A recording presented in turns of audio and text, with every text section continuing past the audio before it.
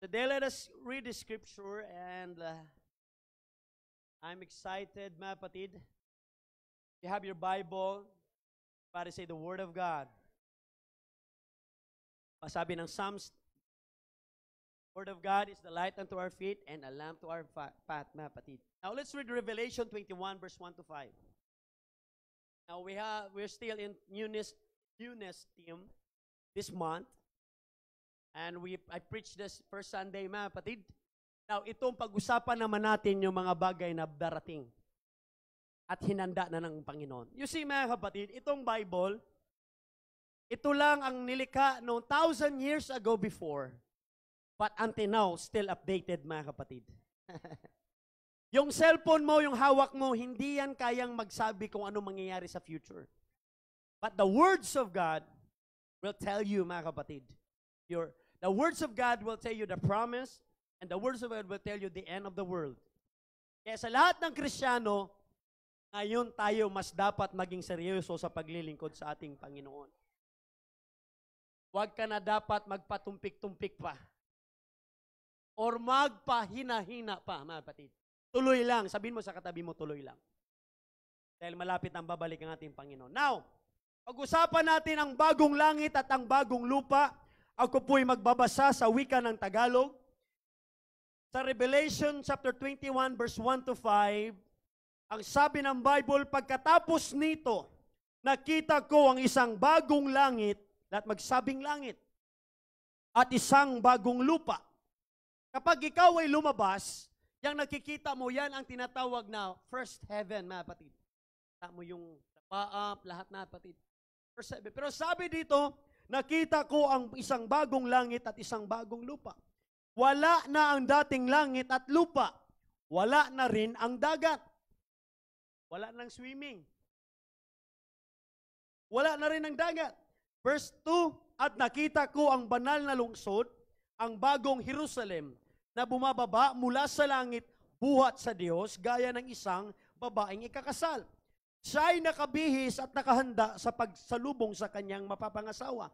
Verse number 3, narinig ko ang isang malakas na tinig mula sa trono. Tingnan ninyo ang tahanan ng Diyos ay nasa piling ng mga tao. Maninirahan siyang kasama nila. At sila ay magiging bayan niya, Diyos mismo ang makakapiling nila. Si Lord mismo ang makakapiling ng mga anak o mga tao na nanampalataya sa ating Panginoon. At siya magiging Diyos nila. Verse 4, at papahirin niya ang bawat luha sa kanilang mga mata. Wala nang kamatayan, wala nang dalamhati, wala nang pagtangis, at wala nang paghihirap sapagkat lumipas na ang dating mga bagay. Verse number 5, pagkatapos ay sinabi ng nakaupo sa trono, pagmasdan ninyo, ginagawa kong bago ang lahat ng bagay, at sinabi niya sa akin, isulat mo sapagkat maaasahan at totoo ang mga salitang ito. Bago pa lang nangyari ang itong mga kaguluhan, nauna na tayong binalaan ng Biblia, mga kapatid, na sa huling araw meron pong mga kagutuman, gera o mga klase-klase pang paghihirap, mga kapatid. Ngunit dapat din nating pansinin at bigyan ng pag-unawa dahil ang Biblia na nagsabing, isulat mo sapagkat maaasahan at totoo ang mga salitang ito. Ibig sabihin, kahit sino pang nilalang o makapangyarihan, mga kapatid, walang makakapigil sa salita ng ating Panginoon. Kung merong mang kaguluhan na nangyayari, huwag ka nang magtaka dahil sinabi na yan ang Biblia. Pero ang mas dapat nating kagalakan, mga kapatid, ang sabi ng Bible, pagdating ng araw, mga kapatid, the new heaven and new earth, darating ang araw, wala nang kamatayan, wala nang dalamhati, pagtangis at paghihirap, sapagkat lumipas na ang dating mga bagay. Darating ang araw na kapag ikaw ay Kristiyano o anak ng Panginoon, hallelujah, dapat mong kagalakan o ikakatuwa, mga kapatid, dahil yung paglilingkod mo ay hindi masasayang, mga kapatid. Yung pagpupunta mo sa church, hindi yan masasayang. Hallelujah. Yung pag-praise the Lord at pagnalangin mo at patuloy mong sakripisyo pagsuporta sa church at higit sa lahat paglingkod sa ating Panginoon, hindi yan masasayang. Darating ang araw, magbunga din lahat ng iyo pong pinagpaguran. Now, basahin ko sa English sa last verse 5, ang sabi ng Bible, Then he who sat on the throne said, Behold, everybody say, Behold, I make all things. And he said to me, Write, for these words are true and faithful. Ibaba de remark pag ang Panginoon nangako. Sa tao, ito ay, ang pangako ng tao ay napapako. Pero sa Panginoon, ang pangako kailanman hindi mapapako, mga kapatid. Now, I want you to focus on this phrase, mga kapatid. Behold, I make all things. At nais kong pamagatan ang mensahe sa topiko na nagsasabi ngayong umaga. Behold, I make all things. Yan mo ng kamay or appear mo, mga kapatid, give a high five or shake the hand, sabihin mo, Behold, I make all things new. God bless you. You may be seated, mga kapatid. Now, we are excited in New Year. Amen? Lalo na sa mga taong sabik lagi sa bagong taon. Now, this year, 2023 is a new with respect, mga kapatid, to age. Dahil lahat po tayo, mga kapatid, nagdiriwang ng bagong taon. At kapag sinabi mong bagong taon, mga kapatid, lahat ng tao, karamihan, buong mundo ay nagdiriwang dahil sa bagong taon, mga kapatid. Gayon din sa mga bagong baby. Excited tayo pag may mga bagong baby. Ang tahanan, kapag merong baby, ay masaya. Kita nyo si baby Livy Boo, mga kapatid. Ganon din ang baby ni Sister Kat. Ganon din, may mga baby, di ba? Ang cute, mga kapatid. Nakakatuwa, lalo na pag mabait. Hallelujah. Sana kung pwede lang, ganyan lang sila. Pero ang katotohanan, hindi. Amen? Tignan mo yung katabi mo. Tignan mo. Tignan mo yan. Mukha man siyang hindi ka nice-nice, pero dating naging cute din yan. Sabi mo sa katabi mo, huwag kang mag-alala. Naging cute ka rin. Lahat tayo dumaan doon, mga kapatid, sa pagkabago. Bagong panganak, at lalo na sa bagong trabaho. Amen? Now, pag-usapan natin, mga kapatid, ang bagong tipan. Now, in Greek, it is a neos or youthful or young, mga kapatid. Hallelujah. Dahil dito po nabanggit or another translation or another words also, kainos, or means freshness. And with respect to quality. Meaning, sa bagong tipan, new in form, new in substance, mga kapatid. Bago lahat. Amen? Now, tandaan natin, mga kapatid, ang sabi ng Bible, God make all things new. Kainos, the original words, or in Christ. Patungkol yan kay Christ, mga kapatid. That verse in 2 Corinthians 5:17 says, kaya't kung nakipag-isa na kay Kristo, ang isang tao, isa na siyang bagong nilalang. Wala na ang dati niyang pagkatao, sa halip, ito'y napalitan na ng bago. New. Everybody say new. Kainos, mga kapatid. New kind or superior, mga kapatid, to what preceded or kalipas or ano. You are new. All things are new due to His workmanship according to Revelation 21 verse 5. Pagkatapos ay sinabi na nakaupo sa trono, pagmasdan ninyo, ginagawa kong bago ang lahat ng mga bagay. Now, let us behold. Everybody say behold. The new things that God has made in Christ. Kahit pa anong gawin mo, ganyan pa rin yan talaga si Anghelo sa paningin mo. Pero sa Panginoon, siya'y bagong nilalang na, mga kapatid. Dahil lalo na sa atin na nakakilala, mga kapatid, lalo na sa mag-asawa, marahil sa umpisa, lalo na sa mga nabautismuhan na, mga kapatid ko, parang ganun pa rin naman, pastor. Hindi kasi ibig sabihin na nabautismuhan ka na sa tubig, sa ikapapatawan na yung kasalanan, at ikaw ay nakatanggap ng banal na spirito sa tutulong mo, mga kapatid, at kalalago, ibig sabihin, magbago na rin mukha mo. Amen? Hindi ibig sabihin na patungusin na yung ilong mo. At hindi rin tiyak na kapag nagpabaptize ka, puputi ka. Ganun pa rin yung panglabas mo, mga kapatid. Pero yung kaloob-looban mo, it is a new person, mga kapatid. Everybody say new. Now, let's talk about, mga kapatid, the new covenant. Everybody say new covenant. Now, let us read in Matthew chapter 26, verse 28. Sapagkat ito ang aking dugo, nakatibayan ng tipan ng Diyos, ito ang aking dugong ibinubuhos para sa kapatawaran ng kasalanan ng marami. Kaya ganun kahalaga, mga kapatid, ang dugo ni Kristo na tumagos sa cross ng Kalbaryo. Ano ibig sabihin? If there's kung wala ang pagsaboy ng dugo, wala pong kapatawaran, mga kapatid. Amen? Kapag walang dugo, wala pong kaligtasan, mga kapatid. Hallelujah. Kaya dahil sa dugo ni Kristo, tayo'y natubos, mga kapatid. Dahil sa dugo ni Kristo, tayo po'y napatawad, mga kapatid. Dahil sa dugo ni Kristo, lahat ng iyong kasalanan, ikaw ay napatawad at nalinis na, mga kapatid. Dati mong karumihan, luma mong pagkatao, dahil sa dugo ni Kristo, sa krus ng Kalbaryo, ikaw ay natubos at ganap na bagong nilalang at ikaw ay lumaya na, mga kapatid. Everybody say blood.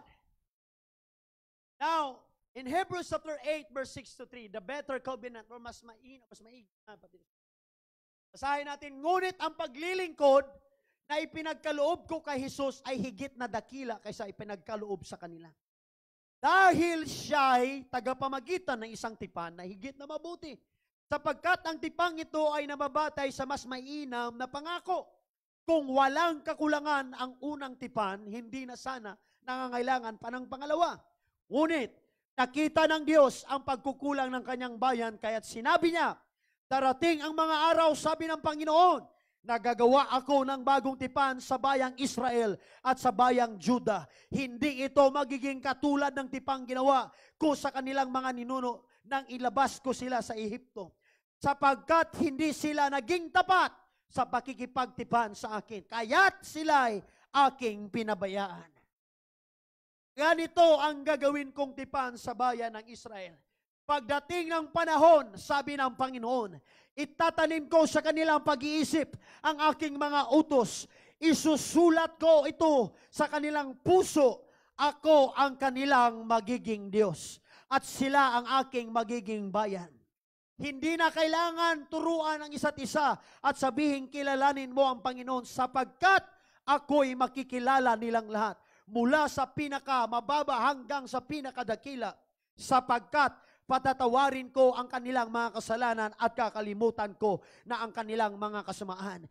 Nang sabihin ng Diyos ang tungkol sa mga bagong tipan, pinawalang bisa na niya ang una at anumang nawawala ng bisa at naluluma ay malapit nang mawala. See, the better covenant, ito ay banal, matuwid, mga kapatid, at mabuti. Dahil kung manatili sa unang tipan, ang sabi ng Bible, wala sa kanila na sumunod nito, mga kapatid. Kaya nangyari, Diyos mismo ang nagsabi na kahit ang Panginoon nagsalita na kahit man siya ay hindi nagkulang at matapat, siya din ay nawawalan at naubusan din, mga kapatid ko. Meron din siyang mga bagay na limitasyon. Saan nagkaroon ng limitasyon ng Diyos? Sa mga bagay na kasalanan, mga kapatid, at walang pagsunod sa ating dakilang Panginoon. Ang akala natin, hallelujah, na tayo lagi, Lord, alam ko, patawarin mo ko, I tell you, sa una pa lang, mga kapatid, meron pong hangganan ang Diyos. Saan na bagay ng yun? Dahil ang alam natin ang Diyos, wala pong hangganan. Ngunit ang Diyos, meron pong hangganan sa mga taong ayaw sumunod, matigas ang ulo, at ayaw lumaglingkod sa ating Panginoon. Dahil sabi ng Bible, Diyos mismo ang pinabayaan sila, mga kapatid. Kaya itong bagong tipan na hinanda ng Diyos, lahat magsabing bagong tipan, ito ay banal, patuwid, at mabuti, mga kapatid. But in Hebrews chapter 10, verse 1, Romans chapter 7, verse 12, basahin natin ito, mga kapatid. Kaya nga ang kautusan ay banal at ang bawat utos ay banal. Sabi sa Romans 7:12, matuwid at mabuti. Lahat magsabing matuwid. Dahil maraming mga tao noong lumang tipan sa Old Testament na hindi nakasunod. At maraming napahamak, mga kapatid. Dito, ang sabi sa Hebrews 10 verse 1, ang kautusan ay anino lamang at hindi lubos na naglalarawan ng mabubuting bagay na darating. Hindi ito nagpapabanal sa mga lumalapit sa Diyos sa pamamagitan ng mga handog na inaalay taon-taon. That's why, dito pa lang tayo lahat, mga kapatid, kung tayo ay nandirito, na kung ating susundan yung mga lumang tipan at mga alay, na kung ikaw ay may kasalanan, dapat kung gaano kalaki ang kasalanan mo, ganun din kalaki ang hayop na dalhin mo. Masaklap nga lang ang barirulan pagka ang kasalanan mo, mga kapatid, malaki, ibig sabihin, mauubos lahat ng hayop. Lalo na dumami, mga kapatid. But this new covenant, mga kapatid, na pinag-usapan natin, na tayo maghandog alay, mga kapatid, na magdala tayo ng ating mismong ating sarili na ating ibigay sa ating dakilang Panginoon, ay hindi pa natin mabigay-bigay. How much more kung nanatili pa rin sa lumang tipan? Kung ang ikapot o kung pagbigay ng oras pa lang, at how much more wala tayong mga kalabaw, buti na lang si Papa sa may kalabaw. Pero mga lagain, mga kapatid, paano kung nanatili sa lumang tipan, Brother Jimmy? Patay tayo na ito, lahat tayo may kanya-kanyang alaga. Isipin nyo na lang, sa bahay nyo, dapat may alaga kang kalabaw, baka, kambing, lahat ng hayop, mga kapatid. Kasi sa lumang tipan, para mapatawad ang kasalanan mo, kailangan mong ialay yun. Hindi pa sure, kasi pag inalay mo yun kapag hindi maayos ang puso mo at hindi ka seryoso, walang kapatawaran na bababa na apoy, mga kapatid. Ibig sabihin, hindi ka pagpalain, yung business mo malulugi, at hindi rin ikaw makakain. Ganun ka seryoso dati, mga kapatid. Pag hindi ka mag-alay sa Diyos, walang pagpapala. Anong ibig sabihin pagpapala? Physical at spiritual, mga kapatid. Blessings ang pinag-usapan natin dito. Kaya doon pa lang sa lumang tipan, survival na po. Kaya kung itong pag-usapan natin sa bagong tipan, kung ang worshipers, kaya ang sabi ng Bible, ang Ama ay naghanap ng tunay mananamba sa Kanya. Dahil sa huling araw, puro na, mga kapatid ko, busy ang mga tao. Hallelujah. Puro na ang mga tao, merong mga kanya-kanyang priority at nakalimutan na ang number one na dapat unahin natin ay ang ating dakilang Panginoong Hesukristo. Magpasalamat at lumapit sa Kanya araw-araw at dapat tayong magalak na binigyan pa rin tayo ng hininga at buhay at pag-asa ng ating Panginoon. Biruin mo, subukin mo lang na wag huminga ng 5 segundo. Is 30 seconds, 60 seconds, mamamatay ka. Doon pa lang nagpatunay na mabuti ang Diyos. Doon pa lang isipin mo paano nagkaroon ng hangin na ma-provide ang 7 billion or 8 billion people in the world na ma-provide ng Panginoon. Doon pa lang mamangha ka na, mga kapatid, ay dahil binigyan pa rin ng Diyos ang mga tao mabuti at taong masasama. Equal lahat, mga kapatid, merong lahat na oxygen, mga kapatid. Ganun kabuti ang Panginoon. Tayo po, mga kapatid, tayong lahat ng mga anak ng Diyos, sa pagkakataon na meron tayong binigay, hallelujah, dapat tayong magsamba sa Panginoon sa Espiritu at sa katotohanan. Sapagkat sino man ang nagsisilapit at nagsamba sa ating Panginoon, hindi sila uuwi ng bigo at hindi sila uuwi ng luhaan. Sapagkat sino man ang tao lalapit sa paanan ng Diyos, ang Ama sa langit ay handa ding yakapin siya. At siya po, mga kapatid, hallelujah, ay kailanman hindi pagsaraduhan ng pinto ng ating Panginoon. Kung alam lang natin, mga minamahal, na ikaw at bawat isa sa atin ay ikaw lang inaantay ng ating Panginoon na lumapit sa kanyang paanan. Ang kailangan mo lang ay buksan mo ang iyong puso, huwag mong patigasin, at higit sa lahat ang iyong pong kaisipan na ang Diyos ay siya dapat lamang ang dapat nating paglingkuran at wala nang iba pa. Palakpakan natin ang ating Panginoon.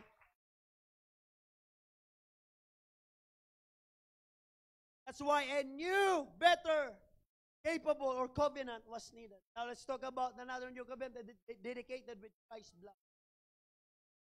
Everybody say, covenant. Hebrews chapter 9, verse 16. to 20. Kapag may testamento, kailangang mapatunayang patay na ang gumawa niyo. Diba, may will of testament, yung mga magulang natin, sa mga may hasyendero, lang yun eh. Di applicable yun sa atin, mga kapatid.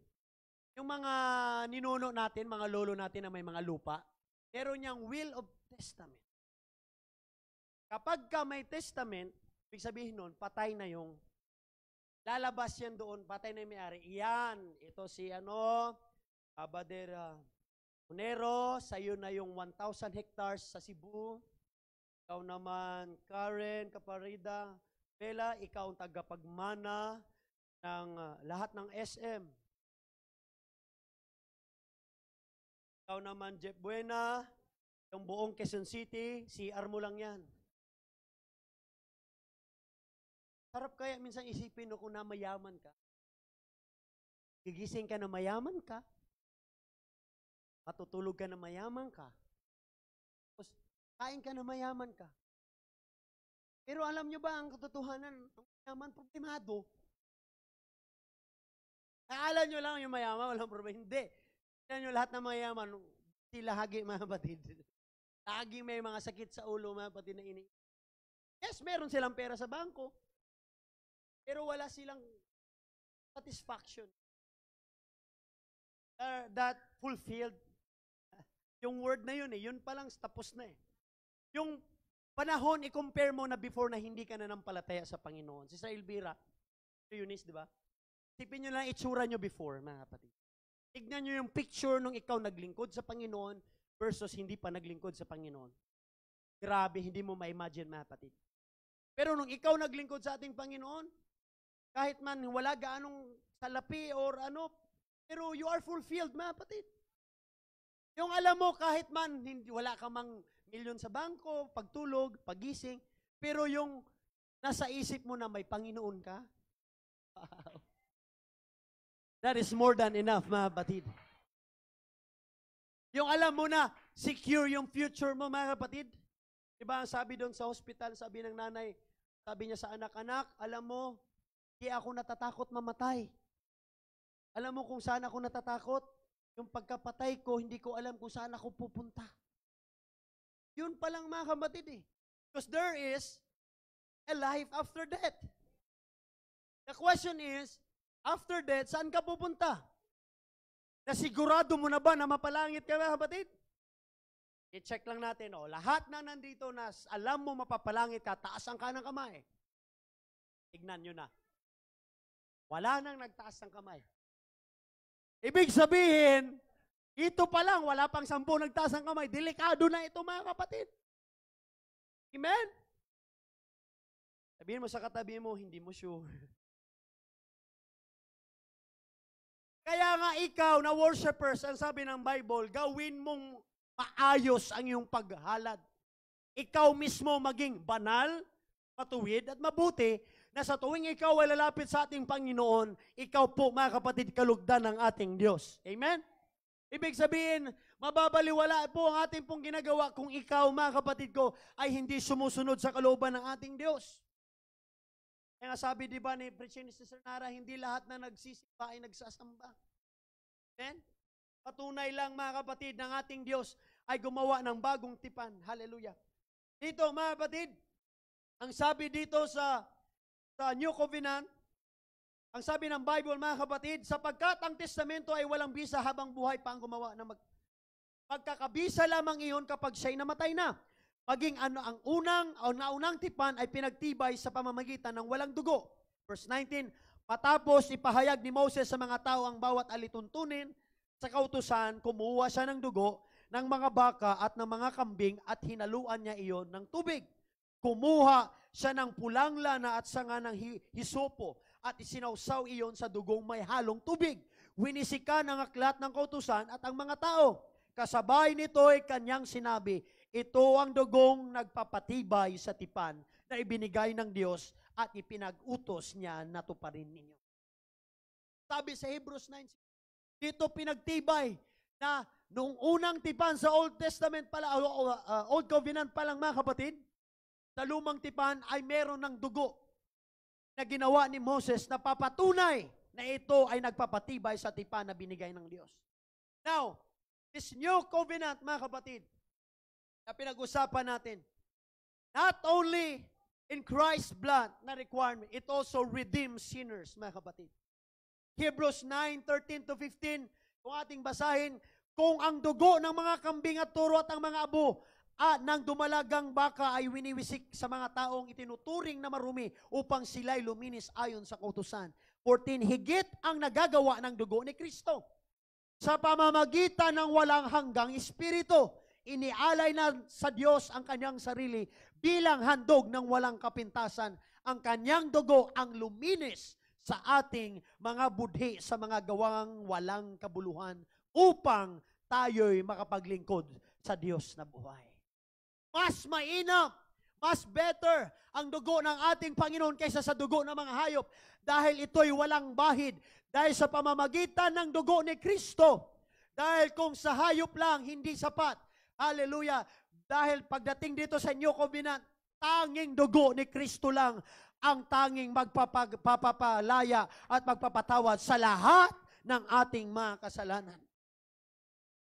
Kaya dito pinatubay, sabi ng Panginoon, mga kapatid, kaya nga si Kristo ang tagapamagitan ng bagong tipan. Sa pamagitan ng kanyang kamatayan, ipinatawad ang paglabag ng mga tao noong sila'y nasa ilalim pa ng naunang tipan. Dahil dito nakamtan ng mga tinawag ng Diyos ng walang hanggang pagpala ng kanyang ipinangako. Verse 10, 1-4 and 10, ang kautusan ay anino lamang at hindi lubos na naglalarawan. Ang sabi ng Bible natin binasa. Taon-taon sila nag-aalay, mga kapatid. Verse 2, kung napatawad na ang mga lumalapit sa Diyos sa pamagitan ng ganoong mga handog, wala na silang aalahanin pa tungkol sa kanilang mga kasalanan at hindi na sila kailangan mag-alay pang muli.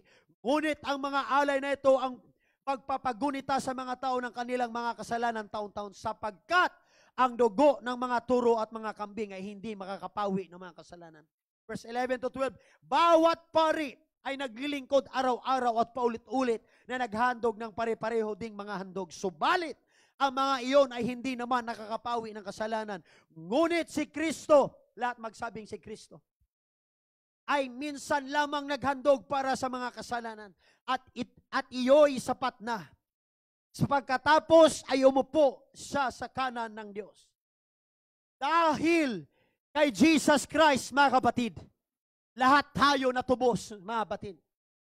At kapag sinabi mo, hallelujah, dugo ng ating Panginoong Hesukristo, wala sinumang, hallelujah, nilalang na hindi po nakakakilala o nakaka-recognize sa dugo ng ating dakilang Panginoon. Because there's still power in the blood of Jesus Christ, mga kapatid, until now today.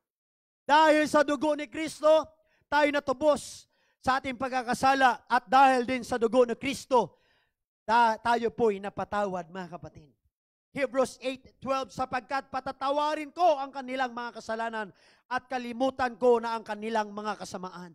Jeremiah 31:34, hindi na nila kailangan turuan ang isa't isa at sabihin, kilalanin mo si Yahweh, sapagkat ako'y makilala nilang lahat, mula sa pinakamababa hanggang sa pinakadakila, sapagkat patatawarin ko sila sa kanilang kasalanan at kalimutan ko na ang kanilang kasamaan.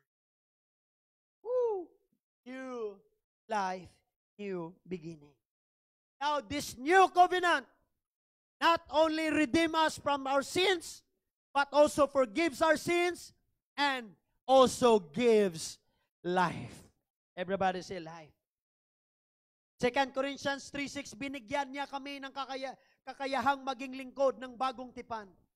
Ang sabi ng Bible, mga kapatid, isang kasunduang hindi ayon sa kautusan ng nakasulat, kundi ayon sa Espiritu, sapagkat ang kautusang nakasulat ay nagdudulot ng kamatayan, ngunit ang Espiritu'y nagbibigay buhay.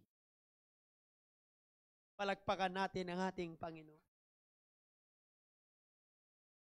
Dahil sa bagong tipan, mga kapatid, tayong lahat ay meron ng tsansa na lumapit sa ating dakilang Panginoon. Hindi na kailangan pa magdala ng mga bagong mga hayop at mga alay sapagkat hindi sapat iyon. But thank God for the blood of the Lamb. Because of the cross of Calvary, our sins ay nawash at nalinis, mga kapatid. At dahil doon, lahat ng iyong karumihan, lahat ng karumaldumal, lahat ng hindi kaaya-aya, simula pa nung una at ating mga ninuno pa, lahat ng yun ay napatawad hanggang sa ngayon, mga kapatid. Kaya dapat tayong magalak, kapatid, mga minamahal, dahil tayo, amen, ay binigyan muli ng pagkakataon na makalapit sa Diyos na mga Diyos at Hari na mga hari, at nagkaroon muli ng tsansa at pag-asa na magkakamtam ng buhay na walang hanggan. Now, let's talk about the new creature before I close. 2 Corinthians 5:17, NASB. Therefore, if anyone is in Christ, this person is a new. Kaya maintindihan nyo kung bakit sinabi ng 2 Corinthians 5:17, bakit bago yan. Sabihin mo sa katabi mo, bago ka na. Hello, sabihin mo sa katabi mo, magbago ka na. Sabi ng Bible, ikaw ay bagong nilalang. The old things pass away, behold, new things have come. We are a new creation. I said we are a new creation in Christ. You are a new person, mga kapatid. Sa pananaw man ng mga kapitbahay mo at ibang tao, marahil, mga kapatid, ikaw ay same person pa rin sa panlabas. Ngunit kay Kristo at sa mga anghel, saksi sila na ikaw ay bagong nilalang na. Everybody say, praise the Lord. Kapag ikaw ay bagong nilalang na, mga kapatid, hallelujah, ikaw ay pagmamay-ari na ng ating dakilang Panginoon. Sa anong pamaraan at pamamagitan? Baptized into Christ. Sa pamamagitan ng bautismo sa tubig sa pangalan ni Kristo, sa kaipapatawad ng ating kasalanan. Anong purpose ng bautismo? Para mapatawad lahat ng kasalanan mo. Meaning you are died to sin and raised to a newness of life. Kailangan mong mabautismoan sa tubig sa pangalan ni Jesus Christ. Everybody say, praise the Lord. Dahil maraming mga turo sa Biblia, mga kapatid, na tayo binautismuhan, lalo na ang mga bata, kaya nga sa mga bata tayo ay nagdedicate. Amen? Dahil walang tinuro sa Bible na ang mga bata babautismuhan. Meron kayong napanood, di ba nakakatakot? Tanggol. Hindi naman ayusin eh. Ano, mali pa rin turo. Ano sinabi ng Bible? May mga turo talaga na wala na sa katotohanan, mga kapatid. Basahan nyo ako na merong sanggol na binautismuhan, mga kapatid. Wala. Kahit isa, wala kang mababasa. Kahit ang mga disciples, wala po silang binaptize na mga sanggol. Ano ang binaptismuhan nila? Yung may mga tamang pag-iisip na. Ibig sabihin, naintindihan na nila ang plano at ang kaligtasan ng ating Panginoon. Meron ding iba nagbaptize sa Ama, Anak at Espiritu. Yun din, mga kapatid, ang nasulat na sinabi ng Matthew 28:19, pero yun po ay utos at hindi sa katuparan. Dahil kapag binasa mo sa Acts chapter 2 verse 38, ay sinabi ni Pedro, mga kapatid, si Pedro ay tumindig at sinabi ni Pedro sa kanila, magsisi kayo at magpabautismo sa anong pangalan? Sa pangalan ni Jesucristo, sa ikapapatawad ng iyong mga kasalanan. Yun yung kasagutan sa utos ng Matthew 28:19 na binanggit sa Ama, sa Anak at Espiritu. Ibig sabihin, mga kapatid, hindi po yun pangalan na tinutukoy. Dahil yung Ama, Anak at Espiritu ay title lamang. Ibig sabihin, ako, ang title ko bilang Ama, kasi may anak na ako. Bilang si John, Mr. Title. O ano pa ba? Meron din akong title na pastor, mga kapatid. Kayo, meron din kayong mga title na ikaw din ay anak ni Matthew, patunay, certificate, birth certificate. Pero ano ang pangalan? Kaya ang inutos sa Biblia na katotohanan, lahat ng nabautismuhan sa Ama ng Espiritu ay hindi po yun sang-ayon sa katotohanan na sinabi ng Bible. Kaya nga pag binasa mo ang Bible, lahat magsabing binasa. Kaya nga ang Biblia ay bukas na libro, libre para sa lahat ng tao, para lahat ng tao, karamihan, para tayo maligtas. Dahil ang sabi ng Bible, ikaw ay maliligtas sa tanging pangalan na wala ng iba pa, kundi ang pangalan ni Jesus Christ, mga kapatid. Everybody say, praise the Lord. Kaya yung Ama, Anak at Espiritu ay isa lamang title, mga kapatid. Ang sabi doon, baptizing them in the name. Pag sinabing name, yun po ay singular, hindi plural. Mayroon pong pinapatamaan o mayroon pong binabanggit na dapat pangalan. Sinabi lang niya yung title, Father, Son, and Spirit. But does not mean na bautismuhan sila sa pamamagitan ng title na yun.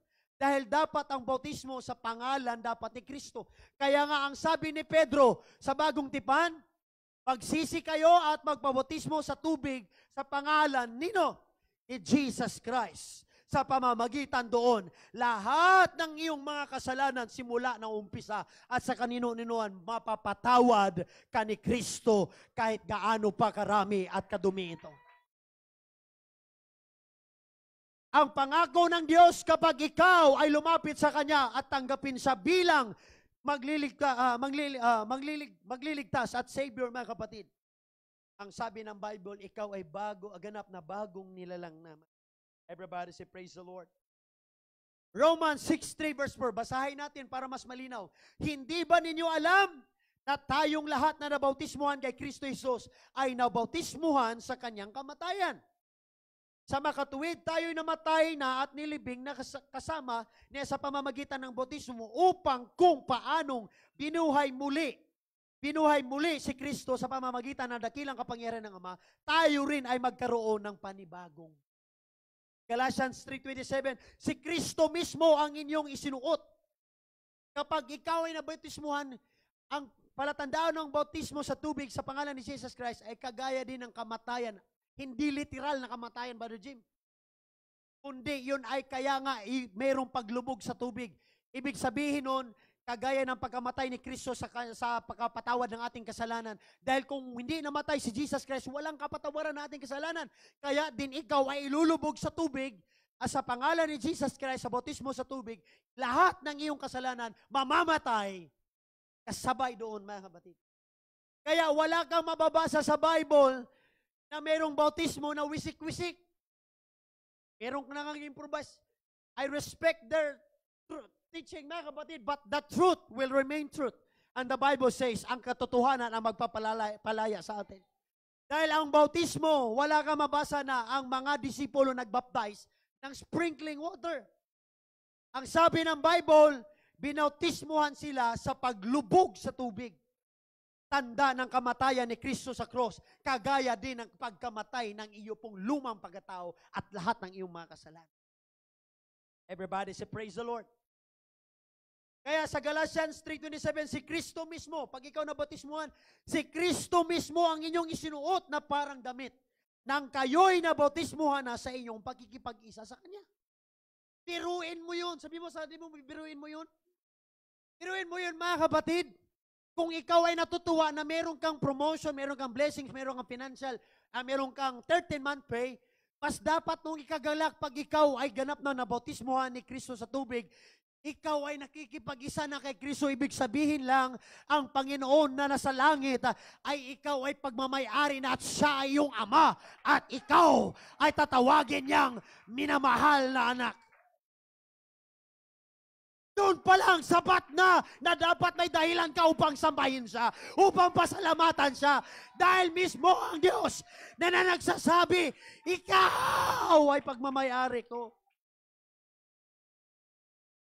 Kung ikaw ay nagagalak na meron kang pamagmamay-ari, mas dapat mo ikagalak na ikaw ay citizen na sa langit. Diba, maraming masaya kapag ka nasa US na, citizen na sa US. How much more kapag ikaw ay citizen na sa langit? Dahil kapag ikaw ay nabautismuhan na sa tubig sa ikakapatawad ng iyong kasalanan, ikaw ay mamarkahan na ng pangalan ni Jesus Christ. Property of the Lord Jesus Christ. Ibig sabihin, ang iyong pangalan, Sister Mylene, Sister Lalay, or Sister Weng, la iyong pangalan kapag nabautismuhan ka sa tubig sa pangalan ni Kristo, ikapapatawad ng iyong mga kasalanan, isusulat ka, sabi ng Bible, sa aklat ng buhay. Dito sa mundong ito, patunay na ikaw ay taga-mundo, mayroon kang birth certificate. Pag wala kang birth certificate, ang tawag sa iyo, alien. Totoo yan, alien. Kapag ka hindi ka registered, magpa-late registered ka. Yang katabi mo, pag walang birth certificate, alien yan. Alien nga ang tawag nila dyan. Kaya kailangan mo magpa-registered na ikaw ay patunay na pinanganak dito. Yun yung birth certificate. Now, sa langit, ang patunay na ikaw ay citizen. Biruin yun, ikaw ay nandito habang nasa lupa ka pa, citizen ka na sa langit. Ibig sabihin nun, yung bautismo mo sa tubig ay yan ay makapangyarihan dahil yan ang requirement para ikaw ay makapasok sa langit. Kaya nga, sinasabi natin na ang katotohanan na magpapalaya sa atin, sinungaling na sinasabi nila, ay ikaw dapat ay magsimba lang, tapos wala ka nang gagawin. No! Kailangan mong sumunod sa requirement ni Kristo. Ang sabi ng Bible, pag ikaw ay susunod sa Kanya, ikaw ay maliligtas. Bakit? Pag ikaw ay maniwala at manampalataya sa Panginoon, hindi ka mapapahamak. Pero pag ikaw ay hindi manampalataya at hindi maniniwala, mapapahamak ka. Ano nag-aantay sa mga taong hindi nanampalataya at naniwala sa Panginoon? Itatapon doon sa dagat-dagatang apoy.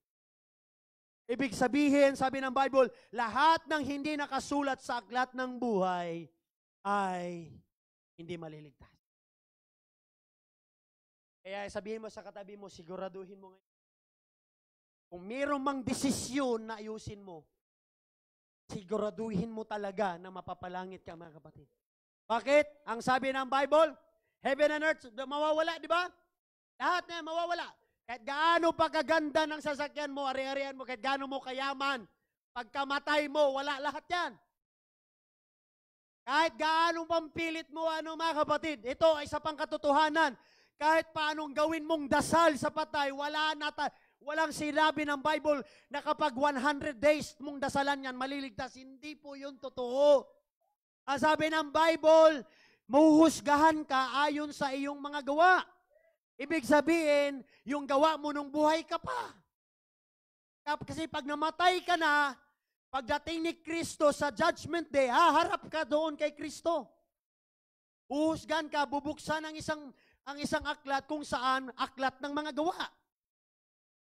Ngayon, ang aklat ng mga gawa, yung mga ginawa mo, lahat doon, ipapakita sa iyo ng Panginoon, lahat ng gawa. Ibig sabihin, ngayong buhay ka pa lang, bigyan ito ng palaking pagkakataon na maglingkod ka sa ating Panginoon. Ayusin mo na lahat, mga kapatid.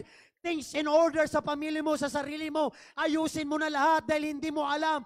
Bumalik ka nga, pag bumalik ang ating Panginoon, hallelujah, maiiwan ka. Naku, patay kang bata ka. Diba, pagka ang business malugi, nakakalungkot? Ito talaga, pag naiwan ka sa pagbabalik ng Panginoon, malaking kalungkutan talaga yun, mga kapatid. Because the only hope of the church is rapture. That's why Jesus Christ is our blessed hope, mga kapatid. Bakit? Naninyo, ha? Basahin natin, mga kapatid. Now, ang bautismo sa new creature, pinalaya tayo, binasa natin sa Romans 6:5-7, mga kapatid. Then, ang kasalanan ay hindi na nagro-rule sa atin. Sabi ng Romans 6:5-7, sapagkat kung nakasama ka tayo kay Kristo sa isang kamatayan katulad, binasa natin kanina, tiyak na tayo na nakakasama. Sabi ng Bible yan, mga kapatid, ha? Ibig sabihin, kapag ikaw ay nabautismuhan sa tubig, sa pangalan ni Kristo, dapat pangalan ni Jesus Christ. Kasi may nabautismuhan, may nagbautismo, mga kapatid, pangalan ni Jesus Christ. Nakalimutan niyang banggitin ang pangalan ni Jesus Christ. Ginawa ng pastor, dahil hindi siya sure, sister, tumawag siya, ulitin natin yung bautismo mo, kasi hindi ko nabanggit yung pangalan ni Jesus Christ. Marami ding iba, binautismuhan nung bata pa. Diba, yung year 2000, babalik na daw ang Panginoon, lahat ng mga bata, binautismuhan na, mga kapatid. Requirement eh. Hindi na maalala yung iba. Paano yan? Hindi ko na maalala, pastor. Magpa-rebaptize. Meron ka mang siguraduhin ng bautismo mo, yan yun. Alala ko lang, yata ako, pastor. Huwag mo yatain lang. Yata. Siguraduhin mo yan kasi kaligtasan mo yan. Ayusin mo, mga kapatid. Walang masama, mga kapatid ko, kung hindi ka sigurado, siguraduhin mo na magpabautismo. Dahil ang palatandaan na nabautismo ka, meron kang certificate.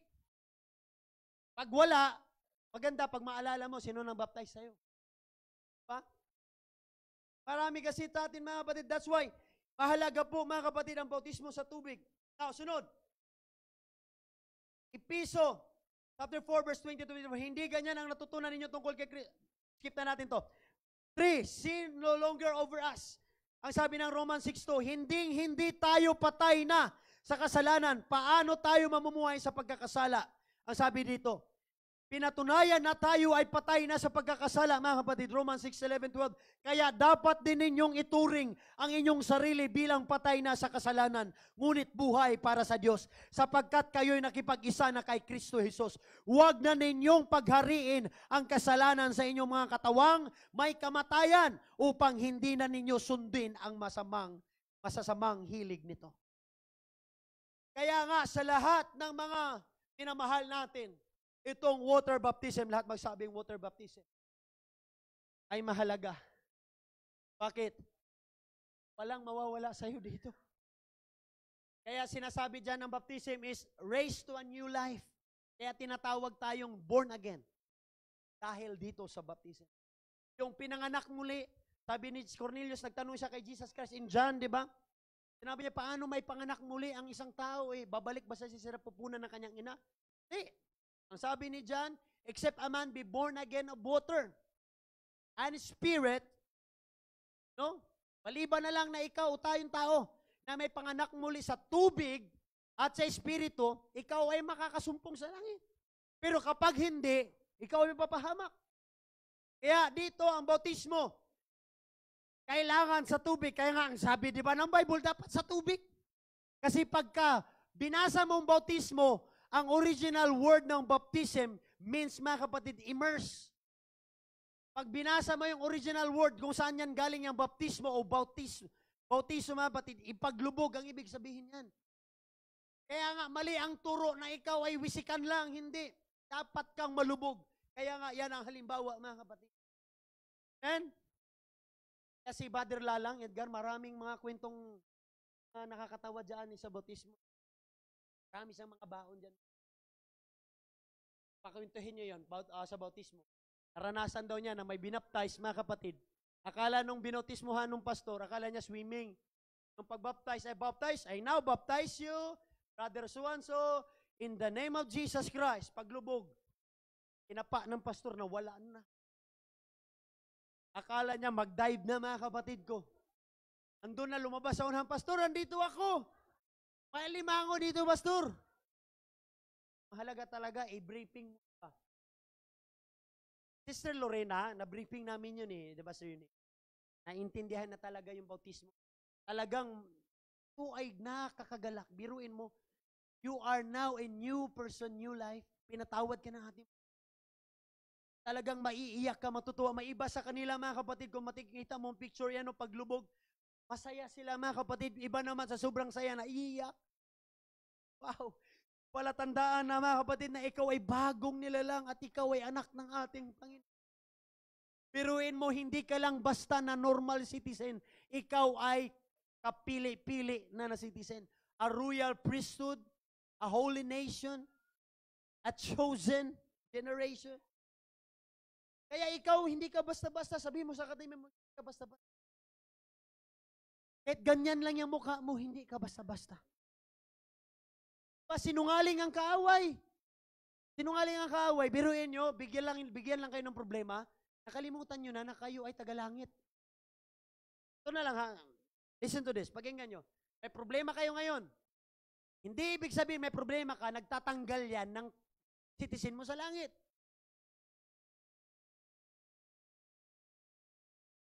Ang problema mo at bulong ng kaaway, sinungaling yan.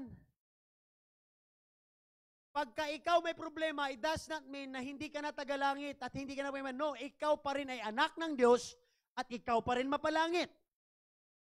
Dahil ang bautismo, hindi ibig sabihin kapag nabautismuhan ka, wala ka ng problema. In fact, meron pa rin problema. But the truth is, ikaw ay pinalaya na ng ganap ng ating Panginoon sa kasalanan. Ibig sabihin, yes, may problema ka pa, may struggle ka pa rin, pero thanks be to God dahil ikaw ay tutulungan ka na ng ating dakilang Panginoon.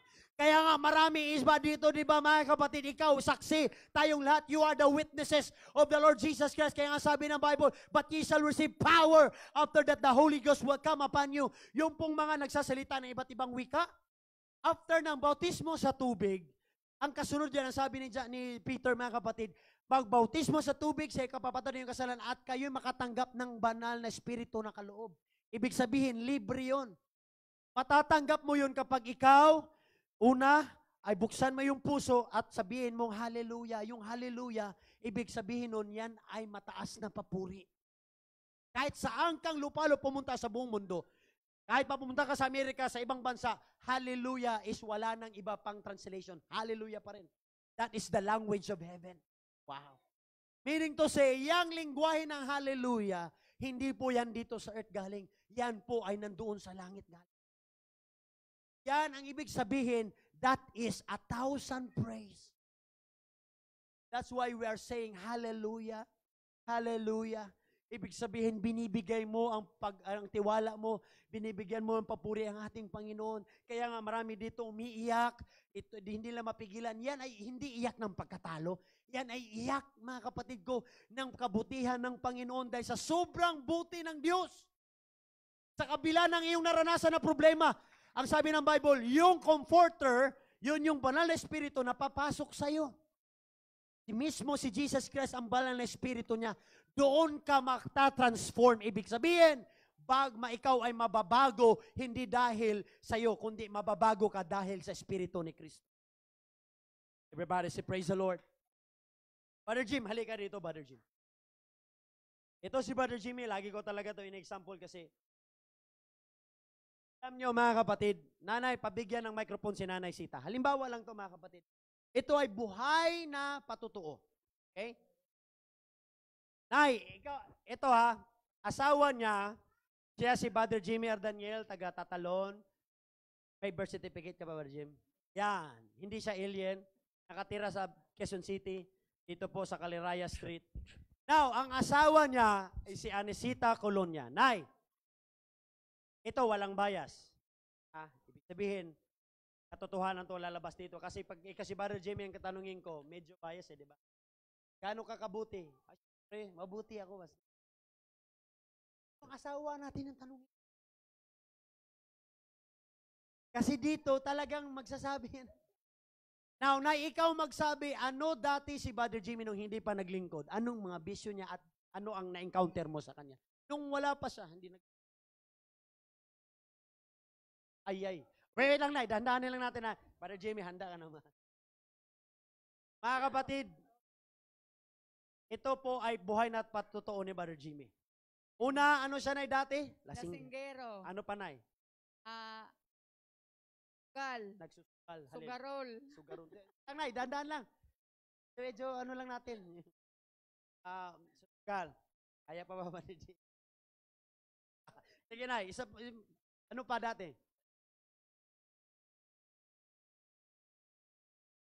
Ano pang na-encounter mo dati, Nay? Hindi naman siya, hindi siya babaero. Huwag naman lalakero. Linilinaw ko lang. Ano pa, Nay? Sugal, naninigarilyo sa dati, Nay? Opo, nagsisigarilyo. Grabe yung upo mo. Dandahanin mo lang, Nay. Okay, Nay, may bisa. Ano pa, Nay? Yun lamang? Pansin mo ba na lagi siyang galit sa iyo? Ay, hindi po. Hindi naman. Pero ito na, ang tanong, nung nabautismuhan na siya, Nay, i-compare mo yung buhay niya dati. Ano naman ngayon ang buhay niya? Praise God. Oh, Ibang-iba na po siya ngayon. Pastor. Hindi katulad noon. Lalo na ngayon, Pastor, nakita ko ang kabutihan ng Panginoon sa kanya na totally siyang binago. Totally siyang binago ng Diyos. Dahil ang asawa ko ngayon ay napakabait na. Naging masunurin na, mga kapatid, na mula nung nakilala niya ang Diyos, mga kapatid. You see, yung iyak na yan, hindi yan dahil talo, yan ay patunay na patotoo.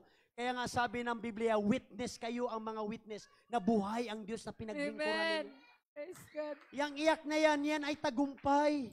Ibig sabihin lang nun, kung wala si Kristo, hindi kayang magbago ng tao. Right. Ulitin ko mga kapatid, kung wala si Kristo sa buhay mo, hindi mo kayang magbago bilang tao. Amen.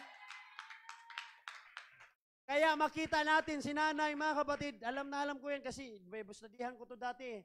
Talagang nakakatakot ka dati, Brother Jim? May katabi pang kutsilyo. O kaya naman, mga kapatid, yung mga barkada niya, may mga baril pa dati yun, mga kainuman, may mga baril. Pero yun mo, dadaan ka, magbabustadi ka kasi si nanay nasa taas. Siya checkpoint. Pastor! Gano'n na. Dito, wala siya. Wala pang damit na nakaganon. Alam mo, Pastor, hindi ako naniniwala lahat sa mga katuro. Pero may mga tanong ako, Pastor. May kinuhang papel. Ang daming tanong, mga kapatid. Sabi niya, sulibuti na lang, Pastor. Nasagot mo yung tanong ko na maayos. Very good. Kasi kung hindi, nakita ko yung kutsilyo. Patay mo. Pampulutan lang pala yun. Pampulutan yun, Mama. Ikaw ba naman hindi natakot? Katabi, kutsilyo eh. Tapos lasing, tapos tatanungin ka. Buti na lang din, kahit lasing siya, mga kapatid, alam niyan tamang sagot. Hindi yun dahil sa akin sagot, dahil yun sabi ng Bible. Amen. Kaya sa pamagitan doon, sa patuloy, mga kapatid, na bago si Brother Jimmy, Praise God. tumanggap ng bautismo sa tubig sa Hallelujah. pangalan ni Jesus na siya papatawad ng kasalanan. Siya po, mga kapatid, ang sabi ng Bible, Brother Jimmy R. Daniel, pagdating ng araw, ang sabi ng Bible, bubuksan yung pangalawang aklat. Anong pangalawang aklat? Yun yung aklat ng buhay. Amen. Doon na mababasa kung ang pangalan mo nakasulat doon. Kaya ikaw, Brother Jimmy, nabautismuhan ka naman na sa tubig, di ba? Naalala mo pa? Anong araw, date? Kaya pag ikaw nabautismuhan sa tubig, sa pangalan ni Jesus, kaya patawad yung kasalanan, tandaan mo yung date. Dahil yan ang pangalawang birthday mo, kaarawan mo yan sa langit. Amen. Salamat, Brother Jimmy. God. Anong sabi ng Bible? Pag ikaw ay magsisi sa isang kaluluwa lang, natatanggap kay Kristo, libu-libong anghel sa langit ang magse-celebrate. Palakpakan natin ating Panginoon. Now, ito mga kapatid, paglubog, bakit mahalaga ang paglubog? Sabi sa Galatians 3:27, so in Christ Jesus, you are all children of God. Ikaw na ay anak ng Panginoon through faith. For all of you who were baptized into Christ have clothed yourselves with Christ. Everybody say, praise the Lord. Ano ang great example natin dyan? Si Jesus Christ mismo. Nabautismuhan. Siya mismo nagpabautismo sa tubig. Mababasa sa Bible na si Jesus mismo nagpabaptize. Sino nagbaptize sa kanya? Si John the Baptist, mga kapatid. Kaya pagkatapos dito, nung si Jesus Christ ay nabautismuhan, dahil hindi makukumpleto ang kapatawaran ng lahat ng ating mga kasalanan kung si Jesus ay hindi nabautismuhan. Kaya nung pagkatapos nung siya ay nabautismuhan, sa tubig sa kapatawad ng kanyang kasalanan, meron pong espiritu na bumaba. Yan ay kaloob ng Panginoon. Ibig sabihin, libre lang po yun, mga kapatid. Ang bautismo, libre lang din, walang bayad. Ang espiritu ng Panginoon, libre lang din, walang bayad. Parang purpose dyan sa ikakatibay ng iyong pananampalataya at kalalakas at ikaw ay tuturuan at gagabayan ng ating dakilang Panginoon. Ibig sabihin nun, hindi lang ikaw nandyan na mismo ang Panginoon kasama mo. Pare si praise the Lord. Lahat ng nabaptize na, akala nyo, nung gumawa kayo ng kasalanan, hindi nyo katabi si Christ? Oh my Lord. Hindi nyo pala alam? Hindi nyo alam? Nakasama nyo Panginoon lagi? Every minute, every second, hindi ka nawala sa Panginoon. Tingin nyo yung nagkasala si Adan at Eva? Tingin nyo wala doon ang Panginoon? Every time that you commit sin, nandyan ang Panginoon. Kaya nga masakit sa Panginoon na pinagmumukha mo sa Kanya, nagpapalit at kapalit. Kaya tandaan lang natin, bawat gawa natin ng kasalanan, wag natin po mga kapatid ko, wala sa isip na wala ang Panginoon. Lord, patawarin mo man. No. Yes, papatawarin ka ng Panginoon, pero may limitasyon ang ang mga kasalanan na ginagawa. Pero hanggat mayroon ka pang tsansa, lumapit ka sa Panginoon, ayusin mo ng. Kaya nga sabi ko dito, di ba? May mga tao dito na dati mga demonyo pa, di ba, dati? Pero binago ng Panginoon. Kasi Buddy Ryan, mga kapatid, napakabait niyan. Alam bakit? Di pa yan nabautismuhan, hindi pa yan yan sila, boss. Di pa nabautismuhan, pero grabe yan, mga kapatid, parang, ano ba? Parang Krisyano na anak na ng Panginoon talaga ba? Dito may mga anak ng Panginoon, pero parang hindi mo masabi, anak ba ng Panginoon? Joke lang, mga kapatid. Minsan parang, isipin mo, sabi ni Ryan sa akin, Pastor, kaya ako magsimba, maraming tato. Sabi ko, di mo lang alam. Wala pa sa iyo. Para Jeff Buena, di ba? Halimbawa lang yan. Alam lang, di ba, ni Ryan? Ang Panginoon na hindi tumitingin sa mga bagay kung ano basta ikaw, mga kapatid, ay lalapit sa ating Panginoon. Ang sabi ng Biblia, handa ang Diyos na ikaw, mga kapatid, yayakapin ka dahil ikaw ay mahal ng ating Panginoon. Everybody say, praise the Lord. Kaya nga tayo masaya, mga kapatid, kasama natin sila buong pamilya. Yan, lahat. Mga nandito pa naman hindi pa nagsimba. Wag niyo lang, mga kapatid, wag kayong mag-alala. Darating din ang araw. Hallelujah, darating din. Lahat magsabing darating ang araw. New commandment. Tapusin na natin to. Love each other as I have loved you. Yan yung sinabi sa Ephesians 5:2, mga kapatid. Ano sinabi sa Ephesians 5:2, mga kapatid? New commandment. Mamuhay kayo ng may pagmamahal. Lahat magsabing pagmamahal. Tulad ni Kristo, dahil sa kanyang pagmamahal sa atin, inaalay niya ang kanyang buhay bilang mabangong alay at handog sa Diyos. Ibig sabihin, it is in new, fresh quality or in quality, mga kapatid, or love. Sa old, love your neighbor as yourself, in Leviticus 19:20. Sa new, Jesus did not please himself. Romans 15:3. Ang sabi sa Romans 15:3, sapagkat maging si Kristo man ay hindi naghangad ng sariling kasiyahan, subalit nagpaubaya tulad ng nasusulat. Ako ang binagsakan ng mga pag-alipustas na sa inyong ipinapatama. That's why Christians are to please our neighbor for their good and spiritual strengthen, mga kapatid. Dahil kapag ikaw tuturuan mo at tulungan mo sarili mo magmahal sa kapwa mo, magkakaroon ka pala ng kalakasan. Diba? Sino dito ang nag-try na magbigay na? Sample yan si, mga kapatid, mga kapatiran na. Kaya nasabi ko kasi, Brother Juni, mga kapatid, kahit sino dyan manghihingi, bibigyan niya. Yun din ang problema kasi marami na rin humihingi. Sabi ko nga, hindi pa nabautismuhan, hindi pa na pero grabe. How much more, mga kapatid? Kaya nga sabi ng Bible, di ba? Isapat na mabuti ka lang. Kasi ang kaligtasan, kailangan mong sumunod sa kalooban ng Diyos na mabautismuhan. Dahil yan yung passport natin sa langit. Anong passport natin? Or patatandaan o birth certificate? Kapag ikaw ay nabautismuhan sa tubig ng Panginoon. Ibig sabihin nun, kung mas mabuti ka, mas lalong tutulungan ka ng Diyos na mamuhay ayon sa kalooban ng ating Panginoon. Ang sabi ng Bible, hindi pinlis ng Panginoon ang sarili niya, kundi yung iba tinutulungan din ng Diyos. Ang sabi ng Panginoon, pakainin ang nagugutom, mahalin ang mga mahihirap. Suplayan, tulungan, mga kapatid. Amen? Kaya nga tayo lahat ay tinawag na magmahalan sa bawat isa. Sa John 13:34-35, isang bagong utos ang binibigay ko sa inyo ngayon, magmahalan kayo kung paano ko kayo minahal. Gayon din naman, nagmahalan kayo. Kung kayo may pagmamahal sa isa't isa, makikilala ng lahat ng kayo'y mga alagad ko. Ibig sabihin, pagmamahalan tayo, magtulungan sa bawat isa, kayo ay tatawaging alagad ng Panginoon. Diba, pag mabuti ka, mag-glorify mo ang ating. Pero pag masama ka, anak ka ng demonyo. Diba? Yung anak ko, patang kulit-kulit. Siguro diba, pagka makulit, pagka matigas ang ulo, lagi naging nakukot natin yan. That's why today, church, sikapin natin lahat na itaguyod ang kapakanan ng ating kapwa para sa kanyang ikalalakas. Sabi sa Romans 15 verse 2.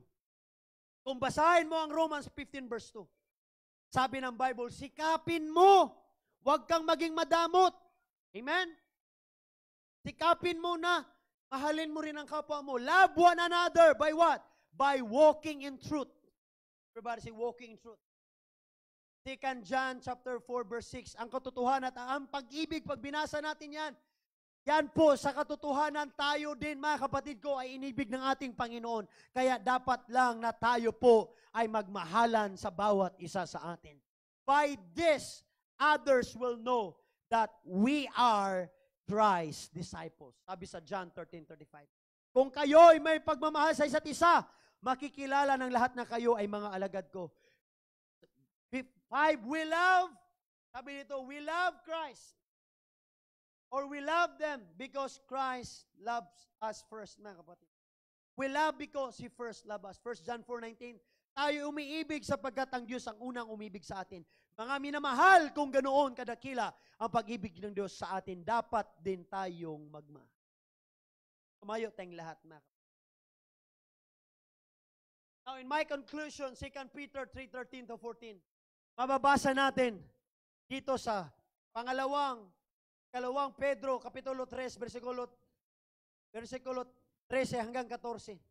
Subalit ayon sa pangako ng Diyos, naghihintay tayo ng bagong langit at ng bagong lupa ng paghaharian ng katuwiran.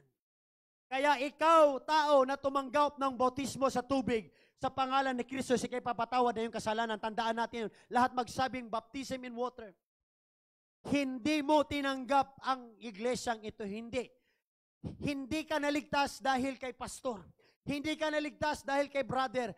Ang bautismo sa tubig, hindi pala tandaan na ikaw ay umanib lang o ganito. No, sir, no, ma'am. Ang pagtanggap mo kay Kristo o bautismo sa pagsunod sa kalooban ng Diyos, yan po ay pagtanggap kay Kristo Jesus. Hindi po sa relihiyon. Bakit? Walang relihiyon ang magliligtas sa iyo. Ang relihiyon natin, United Pentecostal Church or anumang klaseng relihiyon yan, yan lamang ay katuwang para mapanatili tayo na manatili tayong maglingkod sa ating Panginoon. Pero pasalamat tayo ay nasa katotohanan at sabi ng Bible, the truth will make you free. If you know the truth, then the truth will make you free. Dahil ang katotohanan, si Jesus Christ lang po ang kayang magligtas sa atin. Kaya bawat isa sa atin, mga minamahal, kaya ka nandirito dahil alam mo, ang Kristo Jesus na pinaglingkuran mo ay totoo at buhay. At siya ang magliligtas sa bawat isa sa atin, mga kapatid. Palakpakan natin ang ating Panginoon.